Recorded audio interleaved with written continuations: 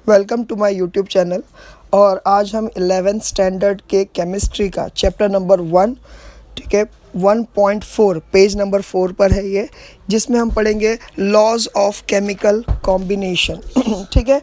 अब देखिए, लॉ बोले तो क्या, लॉ का मतलब होता है रूल्स, ठीक है, ऑफ केमिकल कॉम्बिनेशन, यानी कि जब कभी भी केमिकल एक दूसरे से कंबाइन होते हैं वो सर्टन रूल्स फॉलो करते हैं, उसको बोला जा रहा है लॉज ऑफ केमिकल कॉम्बिनेशन। अब आप सोच रहे होगे सर केमिकल मतलब क्या, तो याद रखिए केमिकल जो है छोटे छोटे एलिमेंट्स के जुड़ने से बनते हैं। जब जब एलिमेंट्स जुड़ते हैं वो कंपाउंड्स बनते हैं, ठीक है। यहाँ पर एलिमेंट्स का मतलब क्या होता है, एलिमेंट्स का मतलब होता है सिंगल या वन, और कंपाउंड का मतलब होता है टुगेदर। तो उसको समझाने के लिए मैं आपको पहला पीरियोडिक टेबल बता देता हूँ।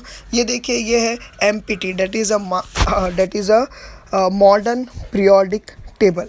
ये है मॉडर्न पीरियोडिक टेबल, जिसके अंदर अप्रोक्सीमेटली 118 एलिमेंट्स है, ठीक है। अब यहाँ पर देखिए, पहले पैराग्राफ की पहली लाइन में बोला जा रहा है the elements combine with each other and forms a compound, यानी कि एक एक जो सिंगल एलिमेंट्स है ये एक दूसरे से कंबाइन होते हैं और कंपाउंड बनाते हैं।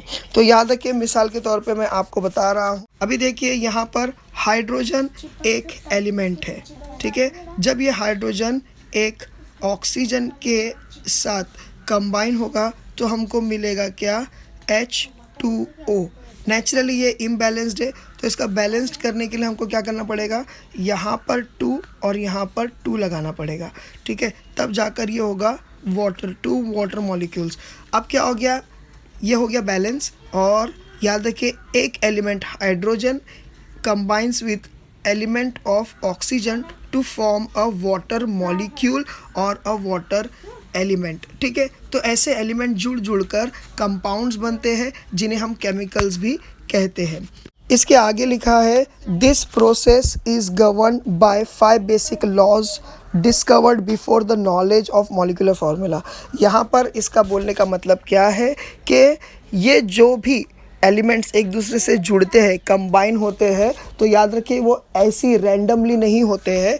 ये जब जुड़ते हैं एक दूसरे से तो they follow certain 5 basic laws, यानी वो 5 बेसिक रूल्स को फॉलो करते हैं, ठीक है। और ये रूल जो है मॉलिक्यूलर फार्मूले के नॉलेज से पहले ही ये रूल सबको पता चल चुके थे, ऐसा उसमें बोला गया। अब मॉलिक्यूलर फार्मूला मतलब क्या, H2O is a molecular formula of water, H2SO4 is a molecular formula of sulphuric acid. ऐसे बहुत सारे कंपाउंड्स को हम गिना सकते हैं, और जो उनका केमिकल फार्मूला होता है वो उनका मॉलिक्यूलर फार्मूला होता है। जैसे कि HCl is a molecular formula of hydrochloric acid, ठीक है। NaCl is a molecular formula of NaCl। तो एनीवे, तो नॉलेज ऑफ मॉलिक्यूलर फार्मूले के बहुत पहले ही ये नॉलेज ऑफ 5 रूल्स जो थे वो पता। Okay, let us start with 1.4.1 law of conservation of mass, ठीक है। यानी कि क्या, इस पहले इस वर्ड को समझते हैं। लॉ मतलब के रूल, कंजर्व करना मतलब बचाना, यानी कि कुछ चीज़ को सेव करना, ठीक है। ऑफ मास, मास मतलब क्या, total content of the body. मतलब यहाँ पर बताया जा रहा है कि कोई भी केमिकल जब रिएक्ट करता है तो उसका मास जो है वो डिस्ट्रॉय नहीं होता है, वो बच जाता है। ये किसने बताया था, ये किसने बताया था, ये बताए थे एंटोइन लेवोइसर, इन्होंने बताए थे, ठीक है। यहाँ पर उनकी ईयर दिया है कि कब, यानी कौन से पीरियड में वो जिंदा थे, ठीक है। तो इन्होंने बताए थे, और इनको फादर ऑफ मॉडर्न केमिस्ट्री भी यानी कि माना जाता है। अब इन्होंने ये law of conservation of mass जो है कैसा, मतलब ये लॉ के बारे में जाने, तो याद रखिए इन्होंने जो है वेरियस कंबशन वाले रिएक्शन किए। अब कंबशन मतलब क्या, जलाना, कोई भी चीज को जलाना इन प्रेजेंस ऑफ ऑक्सीजन, उसको बोलते हैं कंबशन, ठीक है। तो याद रखो, तो यानी process of burning of any substance in presence of oxygen is known as combustion. तो इन्होंने क्या किया है कि वेरियस एक्सपेरिमेंट्स कंडक्ट किए, और ज़्यादातर उसमें उन्होंने फास्फोरस और मर्क्यूरी को इन प्रेजेंस ऑफ ऑक्सीजन की जलाए, ठीक है। अब इन्होंने ये कंबशन का जो एक्सपेरिमेंट है वो उन्होंने कैसा कंडक्ट किए, तो याद रखिए जब कभी भी वो कोई भी एलिमेंट को जलाते थे इन प्रेजेंस ऑफ एयर, उससे उस एलिमेंट का वो वज़न कर लेते थे कि उसका मास टोटल कितना है। मास टोटल करने के बाद उसको नोट डाउन करते थे, फिर उसको जलाते थे और जो बची हुई राख होती थी, ऐश होती थी, उसका फिर वज़न करते थे। टू हिज सरप्राइज जलाने के बाद जो ऐश होता था उसका वज़न जो है वो बढ़ जाता था। अब वो परेशान हो गए कि यार जलाने से तो चीज़ डिस्ट्रॉय हो रही है, लेकिन इससे इसका वज़न बढ़ कैसे रहा है, जबकि कोई चीज़ डिस्ट्रॉय होती है तो उसका वज़न कम होना चाहिए। तो वो थोड़ा सा सोच में पड़ गए, इसीलिए उन्होंने वेरियस कंबशन के एक्सपेरिमेंट को कंडक्ट करते गए और फाइनली उन्होंने रियलाइज़ किए कि जब कभी भी जो भी चीज़ मैं जला रहा हूँ इन presence of oxygen, actually oxygen भी इस कंबशन में शामिल होकर ऑक्सीजन अपने मॉलिक्यूल्स भी इसमें ऐड अप कर दे रहा है, जिस वजह से आफ्टर बर्निंग जो भी ऐश बचती है उसका वज़न इंक्रीज हो जा रहा है। तो इस तरीके से उन्होंने ये चीज़ को मतलब समझा। तो इन्होंने ये फाइंड आउट किए कि जो वज़न है उसका बढ़ जाता था, वो इसलिए क्योंकि ऑक्सीजन के मॉलिक्यूल्स उसमें ऐड अप हो जाते थे और आसपास के जो सराउंडिंग का जो एयर है उसमें ऑक्सीजन जो है उतना ही लॉस्ट होता था जितना इसके वेट में ऑक्सीजन की यानी ऑक्सीजन का इजाफा हो जाता था या बढ़ जाता था। तो इस वजह से उन्होंने एक लॉ या एक स्टेटमेंट जारी किए जो कि इस पेज पे दिया हुआ है। यहाँ पर देखिए थर्ड लाइन में, total mass of reactant is equal to total mass of products. ठीक है, अब total mass of reactants is equal to total mass of product, इसका मतलब क्या, देखिए जो एलिमेंट्स या कंपाउंड्स केमिकल रिएक्शन में इन्वॉल्व होते हैं उन्हें रिएक्टेंट कहा जाता है। The reactant involve in a chemical reaction, ठीक है, तो इसीलिए उनको रिएक्टेंट कहा जाता है और दोनों के कंबाइन होने से कुछ ना कुछ प्रोडक्ट बनता है, तो इसीलिए उसको प्रोडक्ट भी कहा जाता है, यानी कि आफ्टर रिएक्शन हमको मिलता है उसको प्रोडक्ट कहा जाता है। तो वो बोल रहे हैं कि रिएक्शन में जो भी चीज़ का टोटल मास होता है रिएक्टेंट्स का, वो ही जो है टोटल मास जो है प्रोडक्ट का हम लोगों को मिलता है। ठीक है, और फिर नीचे जो इस पैराग्राफ में दिया हुआ है यहाँ पर बोला गया है कि जब कभी भी हाइड्रोजन गैस हम बर्न करते हैं, यानी कि बर्न करते हैं, तो वो ऑक्सीजन के साथ कंबाइन होकर हमको वाटर मॉलिक्यूल देता है।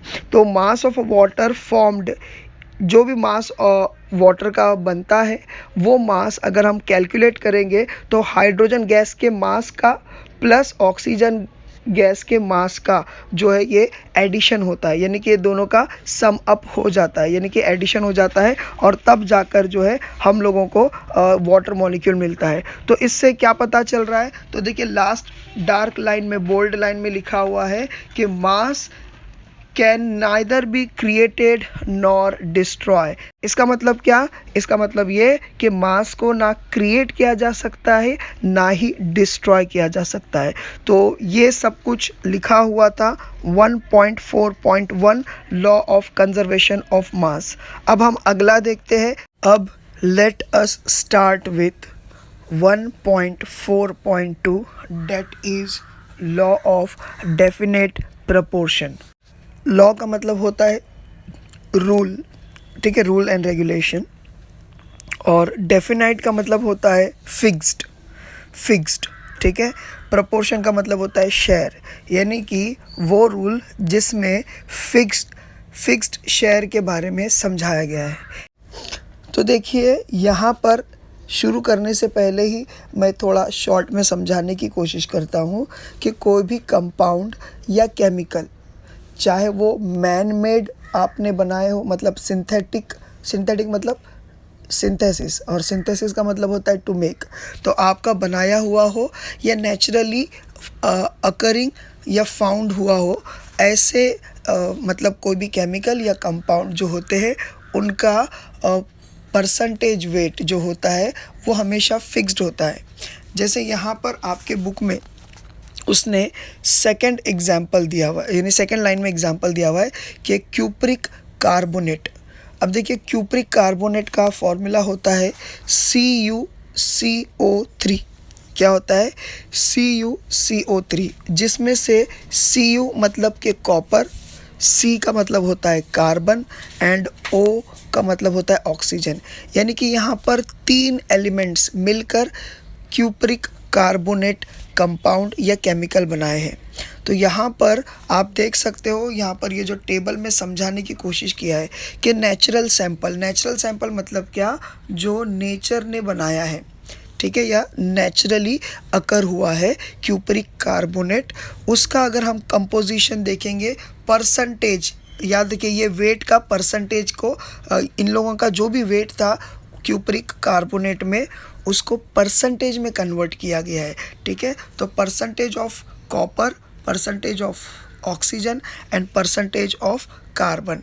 अगर आप देखोगे ये नेचुरल वाले में, तो कॉपर का परसेंटेज जो था वेट, यानी परसेंटेज बाय वेट कितना है, तो याद रखिए 51.35 था। ये नेचुरल में भी था और यही सिंथेटिक में भी था। याद रखिए सिंथेटिक का मतलब होता है सिंथेसिस और सिंथेसिस का मतलब होता है टू मेक। तो यानी कि ये नेचुरली अकरिंग नहीं है, इसको भी बनाया गया है। तो इसका परसेंटेज बाय वेट भी 53.37 है। इसके बाद परसेंटेज ऑफ ऑक्सीजन 9.74 नेचुरल वाले में भी है, 9.74 यानी कि सिंथेटिक वाले में भी है। और percentage by weight of carbon 38.91 ये नेचुरल वाले में भी है और 38.91 मतलब कि कार्बन का भी है, ठीक है। तो आपको ये सारी चीज़ें याद रखना है, ठीक है। तो इससे क्या साबित हो रहा है, इससे ये साबित हो रहा है कि इन शॉर्ट अगर मैं बोलूँ तो सबका मॉलिक्यूलर फार्मूला जो रहेगा वो फिक्स्ड रहेगा। याद रखिए जब मॉलिक्यूलर फार्मूला फिक्स्ड रहेगा तो समझने वाली बात है कि इनका परसेंटेज बाय वेट जो होता है वो भी फिक्स्ड रहेगा। That means you can not change the compound यानी मॉलिक्यूलर फार्मूला। जैसे कि H2O है, H2O अगर वाटर है तो वो H2O ही रहेगा। आप वर्ल्ड में किधर भी चले जाओ H2O ही जो रहेगा उसी को वाटर कहेंगे। मतलब समझ में आया, यानी H2O के मॉलिक्यूल्स ही मिलकर जो है पानी बनाएंगे। अगर सल्फ्यूरिक एसिड लेना है तो H2SO4 जैसा ही ये कंपोजिशन बना तो ही आपकी सल्फ्यूरिक एसिड तैयार होगी, अदरवाइज़ नहीं होगी। जैसे मिसाल के तौर पे अगर आपको चाय बनाना है तो चाय के लिए 3 चीज़ का होना बहुत ज़रूरी है। एक है पानी का, दूसरा चाय पत्ती और तीसरा जो है शक्कर। अगर ये तीनों कंपोजिशन नहीं मिले आप नहीं बोल सकते चाय बन गई। अगर आप सिर्फ पानी और शक्कर मिला देंगे तो क्या हो जाएगा, चाशनी बन जाएगी, चाय नहीं बनेगी। पानी और चाय पत्ती सिर्फ मिला देंगे तो वो चाय में मज़ा नहीं रहेगा, मिठास नहीं रहेगी, वो चाय जैसी नहीं लगेगी। कुछ समझ में आ रहा है? तो क्या हो जाता है कि चाय वर्ड जो होता है इसका मतलब आपके दिमाग में ये 3 कंपोजिशन आते ही है, डेट इज़ अ वाटर, फिर उसके बाद शक्कर और चाय पत्ती। वैसा ही जो चीज़ जो केमिकल का या कंपाउंड का नाम आप ले रहे हो उसका कंपोजिशन फिक्स रहेगा। HCl तो HCl ही होगा, NaOH तो NaOH ही रहेगा। समझ में आया? उसके अंदर आप कहीं पर भी कुछ मैनिपुलेशन नहीं कर सकते, अदरवाइज़ वो कंपोजिशन NaOH वाली प्रॉपर्टी नहीं देगा। इसके बाद देखिए कि इस बेस पे जब ये टेबल उन्होंने समझा दिए सारे वर्ल्ड को, ये सारा टेबल के बारे में कि भाई परसेंटेज बाय वेट जो भी इनका कंपोजिशन है, उसके बाद उन्होंने एक स्टेटमेंट जारी की है जो ये डार्क बोल्ड लाइन में टेबल के नीचे दिया हुआ है कि a given compound always contains exactly the same proportion of element by weight. यानी वो उतने ही प्रपोर्शन में वो एलिमेंट्स कंटेन करता है, लेकिन बाय वेट। बाय वेट मतलब क्या, यानी वेट के हिसाब से, और उस वेट को उन्होंने परसेंटेज में कन्वर्ट किए कि परसेंटेज बाय वेट कैसा निकालते हैं, ठीक है। और उसके बाद उन्होंने क्या बोले हैं कि irrespective of source a given compound always contain same element in same proportion. ये याद रखिए, जो मैं बार बार बोल रहा था कि सल्फ्यूरिक एसिड का H2SO4 है तो वो H2SO4 ही रहेगा। समझ में आया? They contain same element in same proportion, ये आपको याद रखना है। मगर याद रखें यहाँ पर सेम प्रपोर्शन का मतलब होता है बाय वेट, ठीक है। तो जितने मॉलिक्यूल रहेंगे उतना वेट उसका रहेगा, ठीक है। The validity of this law, validity word का मतलब होता है कि वो कितना वैलिड है, कि वैलिड मतलब क्या, वो कितना सही है, ठीक है। तो इसकी मतलब के जांच के लिए वेरियस एक्सपेरिमेंट्स भी कंडक्ट किए गए हैं। और लास्ट लाइन में लिखा है कि ये जो लॉ है इसको लॉ ऑफ डेफिनेट कंपोजिशन भी बोलते हैं। अभी देखो, डेफिनेट लॉ तो मैंने बोल चुका हूँ आपको कि इसका मतलब होता है रूल्स एंड रेगुलेशन, डेफिनेट का मतलब होता है फिक्स्ड, और कंपोजिशन मतलब क्या, कंपोजिशन मतलब कोई चीज़ किससे बनी है। जैसे कि हमारी बॉडी किससे बनी है, हमारी बॉडी का कंपोजिशन है सेल। और अगर मेजरली देखेंगे तो हमारी बॉडी का कंपोजिशन क्या है, स्किन है, ब्लड है, फ्लैश है, बोन है, ये सारी चीज़ें हैं, ये हमारी बॉडी का कंपोजिशन है। तो हमारे केमिकल्स का कंपोजिशन क्या होता है, सारे एलिमेंट्स होते हैं, ठीक है। जैसा बार बार मैं बार बार सेम एग्जांपल दे रहा हूँ ताकि आप लोगों को कन्फ्यूजन ना हो। तो जैसे कि H2SO4 सल्फ्यूरिक एसिड का कंपोजिशन है, H2O वाटर का कंपोजिशन है, HCl हाइड्रोक्लोरिक एसिड का कंपोजिशन है। तो ये बोल रहा है, समझ में आया। तो कंपोजिशन का ये मतलब होता है, तो इसीलिए इसको लॉ ऑफ डेफिनेट कंपोजिशन भी बोला जाता है, ठीक है। होप सो आपको जो भी समझाया वो समझ में आया होगा।